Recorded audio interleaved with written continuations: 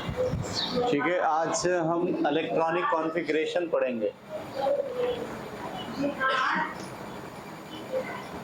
Electronic configuration क्या मतलब होता है इसका? यानी जो श्रोडिंगर ने एटॉमिक मॉडल पेश किया, उसने शेल के साथ सब शेल का भी तस्वुर दिया और उसने कहा कि बस ऐसे ये गोल नहीं घूम रहे हैं, बल्कि मुख्तलिफ डायरेक्शन में इलेक्ट्रॉन घूम रहे होते हैं और घूमने के दौरान वो एक क्लाउड बना लेते हैं। ठीक है, तो इलेक्ट्रॉन उस क्लाउड में कहीं पाया जाता है और वो जो क्लाउड होता है वो एक शेल होता है और उस क्लाउड के अंदर और भी चीज़ें सब शेल की शक्ल में मौजूद होती हैं। ये हमने कल की क्लास में पढ़ा था।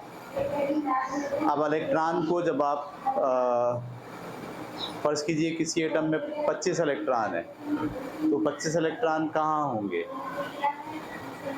तो हमने कल की क्लास में देखा कि कुछ के शेल है, एल शेल है, एम है और एन है।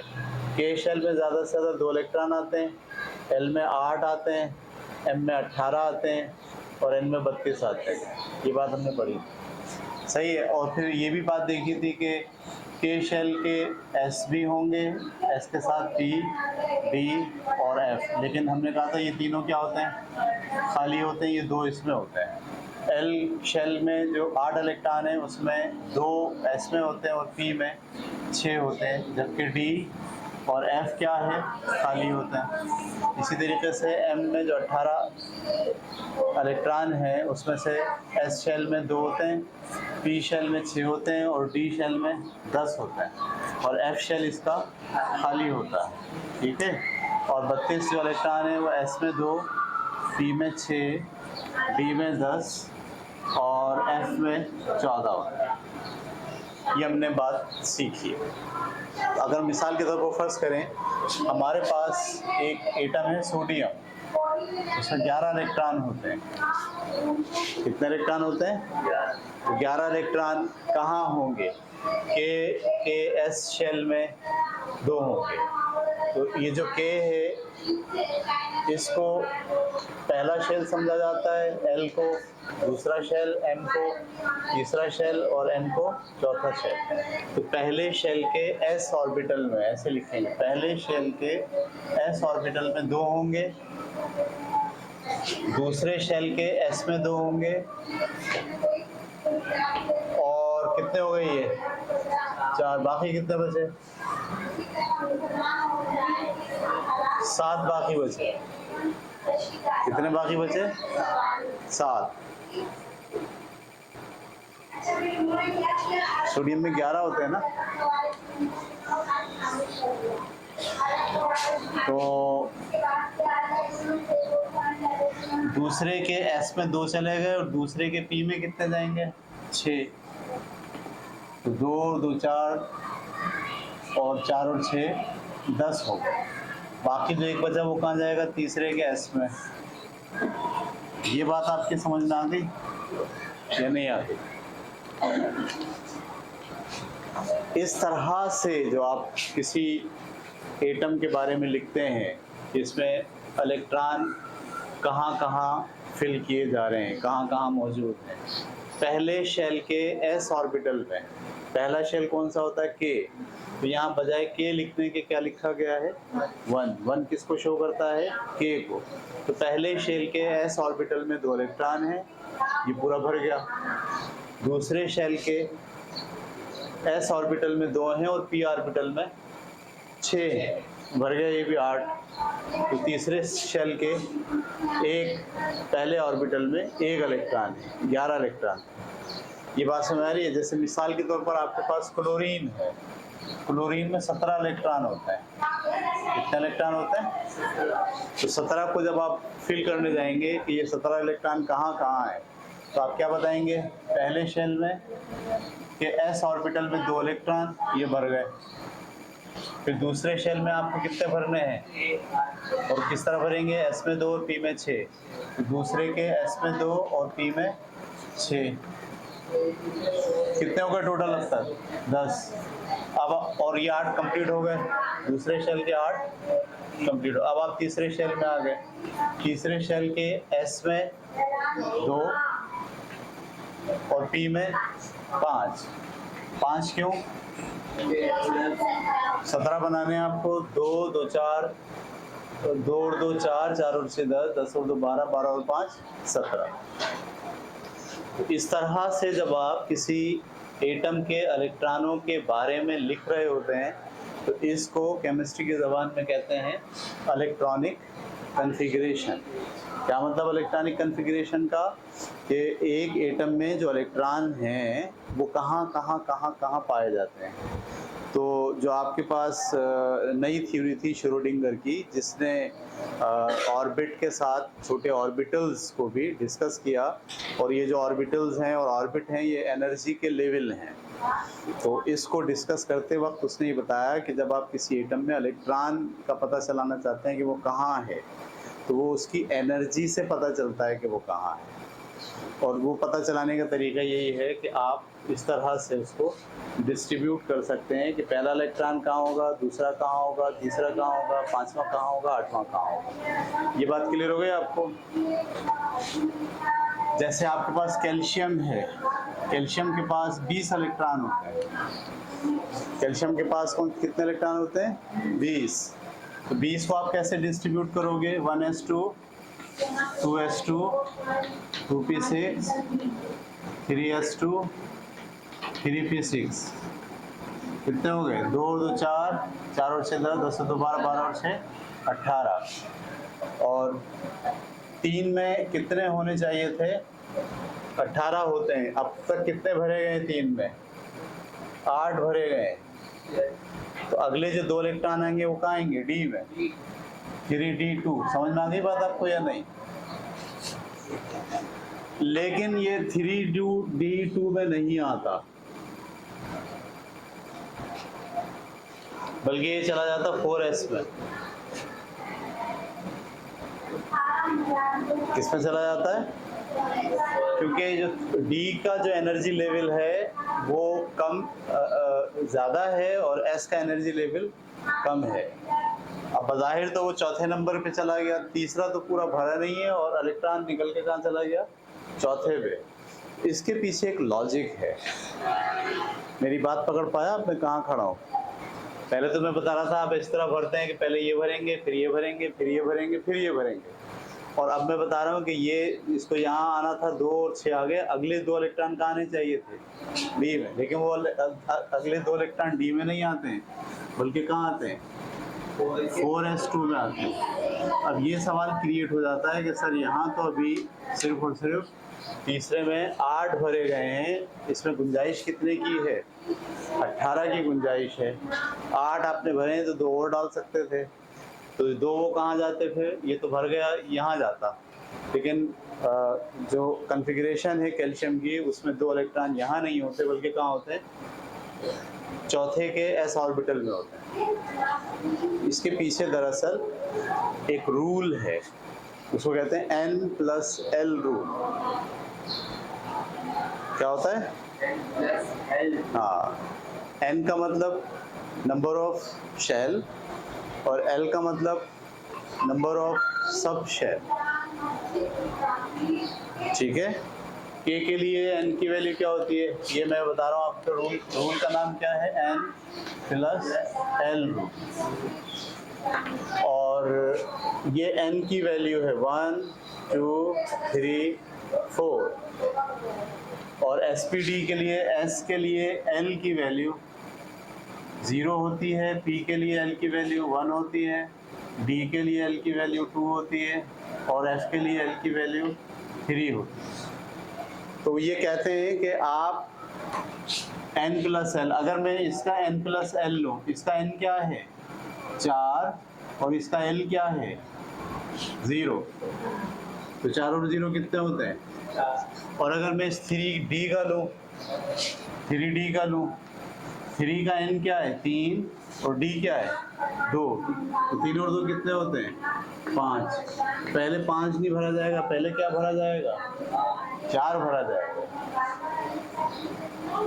तो आप जब इलेक्ट्रॉन को उसके शेल और सब शेल में डाल रहे होते हैं तो एक तो ख्याल ये रखना ज़रूरी होता है कि पहले वाला शेल पहले भरा जाए, दूसरे वाला शेल बाद में भरा जाए। लेकिन इसके दौरान आपको ये देखना होता है कि जिस शेल या सब शेल के लिए n+l की वैल्यू कम होगी उसे पहले भरा जाएगा। इस केस में कैल्शियम में 3D की n+l की वैल्यू 5 है, जबकि 4s की n+l की वैल्यू 4 है।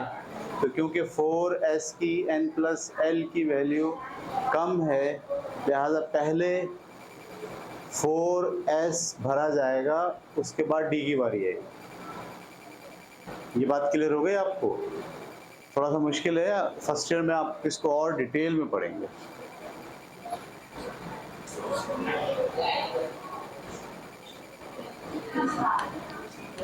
तो इस n+l रूल को प्रॉपर करने के लिए एक बड़ा ज़बरदस्त टेक्निक या टेक्निकल तरीक़ा है जिसमें n+l के रूल को प्रॉपर तरीक़े से मैनेज किया जा सकता है।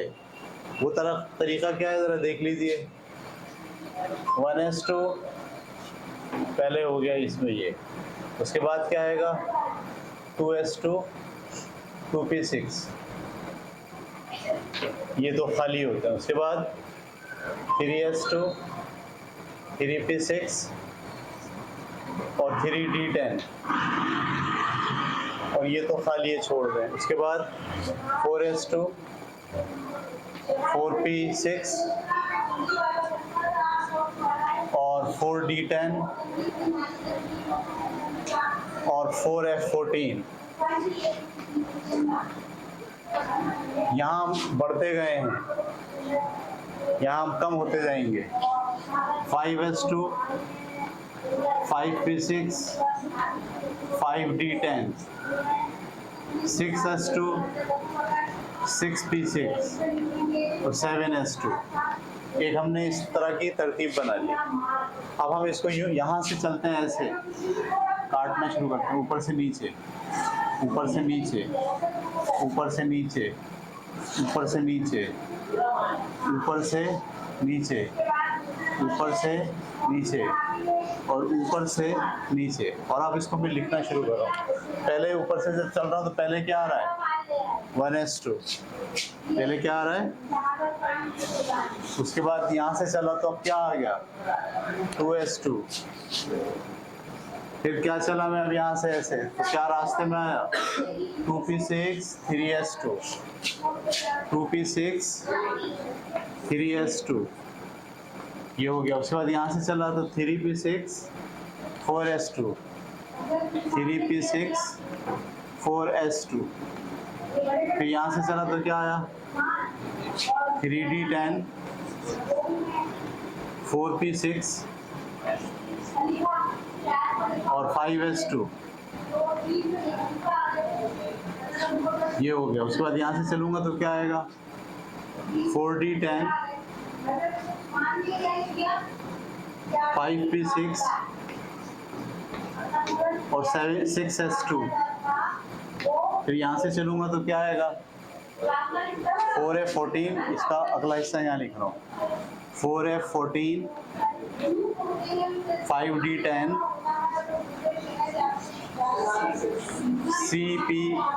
6p6 और 7s2। ये जो तरतीब है ना, ये इस n+l रूल के बिल्कुल मुताबिक है। इसकी वैल्यू कम, इसकी ज़्यादा n+l की, इसकी उससे ज़्यादा, उससे ज़्यादा, उससे ज़्यादा। आप देखिए 3p6 के बाद 3d नहीं आया, फ़ौरन क्या आ गया 4s आ गया। तो इस मेथड के ज़रिए आप जो कॉन्फ़िगरेशन डेवलप करते हैं वो n+l रूल के बिल्कुल एन मुताबिक होती है। ठीक है, श्रोडिंगर कहता है कि एटम शेल और सब शेल पर मुश्तमिल हैं। तो ये शेल और ये सब शेल दरअसल एनर्जी के लेवल हैं।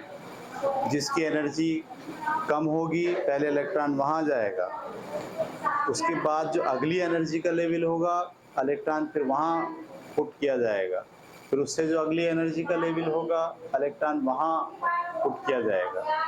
तो इस पूरी स्कीम को, ये जो टेक्निक है, ये भरपूर तरीके से इस स्कीम को मेंटेन कर देती है कि पहले क्या भरेंगे आप 1s2 भरेंगे, फिर क्या भरेंगे आप 2s2, 2p6, 3s2, 3p6, 4s2, 3d10, 4p6 ये भरेंगे आप। मिसाल के तौर पर हमारे पास कॉपर का एटॉमिक नंबर देखिए क्या है,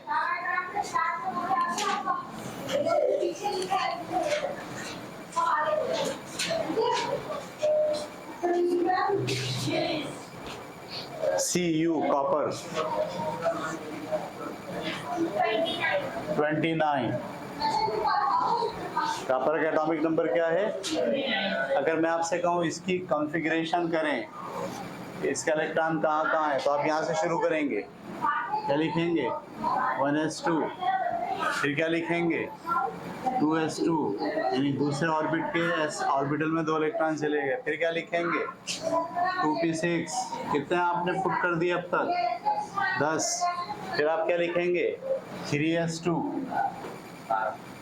12 हो गए, फिर आप क्या लिखेंगे 3p6, 18 हो गए, फिर आप क्या लिखेंगे 4s2, 20 हो गए, फिर आप क्या लिखेंगे 3d10 के बजाय 3d9, क्यों 29 करने थे आप। हम बोलेंगे कॉपर की इलेक्ट्रॉनिक कॉन्फ़िगरेशन ये हो, तो ये आपके पास स्टैंडर्ड है। और ये स्टैंडर्ड आया कहाँ से, आपको मैंने बताया, हमने ऐसे लिखे थे और काटे थे ऐसे करके, और फिर उसको लाइन से ऐसे लिख दिया था। ये एनर्जी के असेंडिंग ऑर्डर के लिहाज से एनर्जी के लेवल हैं। इसकी एनर्जी कम है, इसकी ज़्यादा है, इसकी उससे ज़्यादा है, इसकी उससे ज़्यादा है, इसकी उससे ज़्यादा है। तो जब भी आप किसी एटम के इलेक्ट्रॉन्स के बारे में ये देखना चाहते हैं कि वो कहाँ भरे हुए होंगे, तो आप इस इलेक्ट्रॉनिक कॉन्फ़िगरेशन के स्टैंडर्ड के मुताबिक वो इलेक्ट्रॉन पुट अप करना शुरू करेंगे, तो उसकी इलेक्ट्रॉनिक कॉन्फ़िगरेशन आ जाएगी। इसके अंदर पहले ऑर्बिट के s ऑर्बिटल में 2 इलेक्ट्रॉन हैं, दूसरे ऑर्बिट के s ऑर्बिटल में 2 इलेक्ट्रॉन हैं, दूसरे ऑर्बिट के p ऑर्बिटल में 6 इलेक्ट्रॉन हैं, तीसरे ऑर्बिट के s ऑर्बिटल में 2 इलेक्ट्रॉन हैं, तीसरे ऑर्बिट के p ऑर्बिटल में 6 इलेक्ट्रॉन हैं, चौथे ऑर्बिट के s ऑर्बिटल में 2 इलेक्ट्रॉन हैं, और तीसरे ऑर्बिट के d ऑर्बिटल में 9 इलेक्ट्रॉन। ये बात समझ में आ गई? तो श्रोडिंगर के एटॉमिक मॉडल को शायद इमेज करना बहुत मुश्किल है। मैं बहुत कोशिश की आपको समझाने की कि वो ऐसा होगा, ऐसे घूम रहे होंगे, बादल होगा, लेकिन वो इमेज नहीं बनता नहीं है इमेज, ठीक है। तो लेकिन मैथमेटिकली जो है वो श्रोडिंगर ने एटम को बहुत अच्छे तरीके से डिफ़ाइन किया। पहली बात तो उसने ये बात कही कि सिर्फ एटम मादी ज़र्रा नहीं है, बल्कि मादे होने के साथ साथ वो एनर्जी भी है, यानी उसकी डुअल नेचर है। वो पार्टिकल भी है और पार्टिकल होने के साथ वेव भी। और इसकी बुनियाद पर उसने जब एटम की तशरीह की तो उसने ये बात कही कि एनर्जी डिफ़ाइन करने के लिए ये ज़रूरी है कि उसके ऑर्बिट हों और ऑर्बिटल्स हों। ऑर्बिट और ऑर्बिटल्स उसने जो है वो सजेस्ट की, ये सजेस्ट नहीं किए, मैथमेटिकली प्रूफ किए। ये बात ध्यान में रखें आप। मसला ये कि आप अभी 9th क्लास में हैं, इसलिए बहुत सारी बातें आप वो मैथमेटिकली समझ नहीं सकते, इसलिए यहाँ डिस्कस नहीं की जा रही। उसने मैथमेटिकली प्रूफ किया कि ऑर्बिट भी होंगे एटम में, और उसके साथ साथ क्या होंगे, ऑर्बिटल्स भी होंगे, और उनमें इलेक्ट्रॉन इस तरह से मौजूद होंगे। और ये पूरा जो नतीजा है वो इलेक्ट्रॉनिक कॉन्फ़िगरेशन की शक्ल में हमारे सामने आया है कि किसी एटम के इलेक्ट्रॉन को आप कैसे उसके ऑर्बिट में और उसके ऑर्बिटल्स में एनर्जी के ग्रेजुअली लेवल के बढ़ने के लिहाज से पुट अप कर सकते हैं, ठीक है। तो ये उतार लीजिए आप, कम से कम ये वाली बात आपको लाजमी उतार लेनी चाहिए। ये कहाँ से है?